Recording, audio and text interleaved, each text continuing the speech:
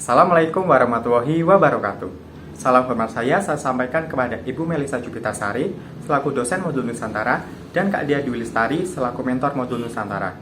Halo teman-teman semua, perkenalkan nama saya Gito Suswanto, mahasiswa STEMIK Widya Pratama yang sedang mengikuti program pertukaran mahasiswa Merdeka di Universitas Tanjung Pura. Video ini merupakan tugas dari mata kuliah modul Nusantara, yakni Kenali Asalku. Saya akan mengenalkan tempat lahir sekaligus tempat tinggal saya yang berada di salah satu kota di Jawa Tengah dengan julukan Kota Batik. Apakah ada yang tahu? Kota Pekalongan. Untuk lebih jelasnya, mari kita simak penjelasan singkat berikut ini.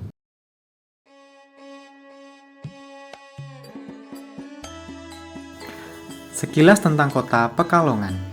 Luas wilayahnya sekitar 45 km persegi. Terdiri dari 4 kecamatan yang penduduknya didominasi oleh suku Jawa dengan mayoritas beragama Islam. Pekalongan dikenal dengan julukan Kota Batik. Tidak hanya julukan Kota Batik, Pekalongan juga dijuluki sebagai kota kreatif yang diakui di tingkat internasional oleh UNESCO.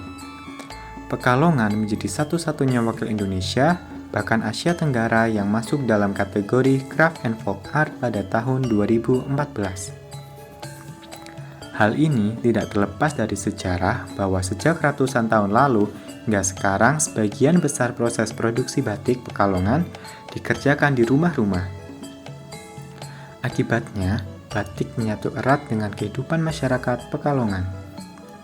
Batik telah menjadi nafas penghidupan masyarakat Pekalongan dan terbukti tetap dapat eksis dan tidak menyerah pada perkembangan zaman. Sekaligus menunjukkan keuletan dan keluasan masyarakatnya untuk mengadopsi pemikiran-pemikiran baru. Masyarakat Pekalongan hidup rukun di tengah keberagaman. Sejak dulu, kota Pekalongan dikenal sebagai salah satu kota dengan tingkat religiusitas yang cukup tinggi. Keberagaman pemeluk agama tidak lagi menimbulkan permasalahan, yang berarti menunjukkan kondisinya kehidupan antarumat beragama di kota Pekalongan. Agama Islam merupakan agama mayoritas penduduk kota Pekalongan. Sedangkan agama lain yang dianut sebagian warga kota Pekalongan adalah Kristen, Katolik, Hindu, Buddha, dan Konghucu. Untuk memenuhi kebutuhan peribadatan, di kota Pekalongan terdapat berbagai jenis tempat ibadah berupa masjid, gereja Kristen, gereja Katolik, dan kelenteng.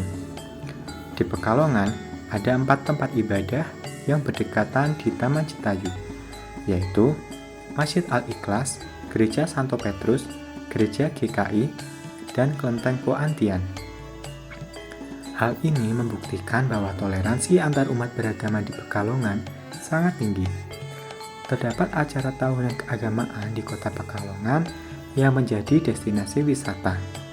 Pertama adalah Kirab Cap Gomeh yang menjadi wujud akulturasi keberagaman kota Pekalongan.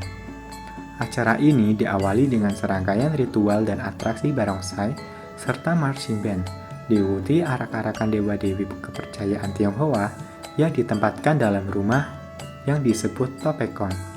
Kemudian diarak mengelilingi kota Pekalongan. Kemeriahan kirab tersebut langsung menyita ribuan masyarakat kota Pekalongan dan sekitarnya. Kedua adalah Syawalan. Syawalan merupakan tradisi masyarakat kota Pekalongan yang dilaksanakan pada setiap hari ke-7 sesudah Lebaran. Hal paling menarik dalam pelaksanaan tradisi ini adalah dibuatnya lopis raksasa yang ukurannya mencapai 2 meter dan beratnya bisa mencapai 1 kintal. Setelah acara doa bersama, lopis raksasa kemudian dipotong oleh wali kota Pekalongan dan dibagi-bagikan kepada para pengunjung. Para pengunjung biasanya berebut untuk mendapatkan lopis tersebut untuk mendapat keberkahan. Pembuatan lopis dimaksudkan untuk mempererat tali silaturahmi antar masyarakat Pekalongan. Hal ini diidentikan dengan sifat lopis yang lengket. Kota Pekalongan secara etnik didominasi oleh suku Jawa yang bertutur kata dengan bahasa Jawa dialek khas Pekalongan yang dekat dengan dialek Tegal dan Semarang. Belum lengkap rasanya ke kota Pekalongan jika belum mengunjungi Museum Batik. Di sini Anda bisa melihat sekitar 1.149 koleksi batik yang tidak hanya berasal dari Jawa Tengah, melainkan juga dari wilayah Jawa lainnya. Tidak hanya melihat keanekaragaman batik, di sini Anda juga bisa belajar membatik. Karena memang museum ini berfungsi sebagai pusat pelatihan membatik dan pusat pembelajaran batik.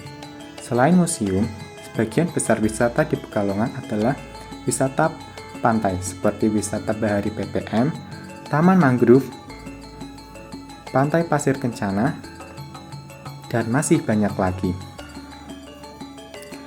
Karena letaknya sangat strategis yaitu di antara Jakarta dan Surabaya, perekonomian kota Pekalongan cukup maju di antara kota-kota lain di Jawa Tengah, terutama dalam bidang perikanan. Kota Pekalongan memiliki sebuah pelabuhan perikanan terbesar di Pulau Jawa.